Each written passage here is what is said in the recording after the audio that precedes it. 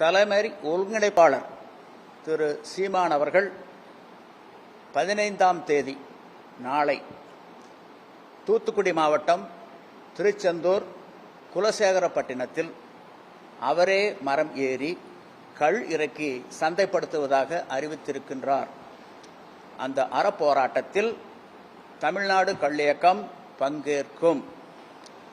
தமிழ்நாடு அரசு தமிழ்நாடு மதுவிலக்கு சட்டப்படி அவர் மீது நடவடிக்கை எடுத்தால் நாங்கள் கேட்கக்கூடிய ஒரு கேள்வி, அரசியலமைப்பு சட்டப்படி கள்ளை இறக்கி அவர் சந்தைப்படுத்துகின்றார். நீங்கள் அவர் மீது தமிழ்நாடு மதுவிலக்கு சட்டப்படி நடவடிக்கை எடுக்கின்றீர்கள். அரசியலமைப்பு சட்டத்துக்கு கட்டுப்பட்டது மதுவிலக்கு சட்டமா இல்லை மதுவிலக்கு சட்டத்துக்கு உட்பட்டது அரசியலமைப்பு சட்டமா? It is purely question of law as to the interpretation of the Indian Constitution. அவர் மீது நடவடிக்கை எடுத்தால் இந்த அரசாங்கம் வசமாக சிக்கிக்கொள்ளும்.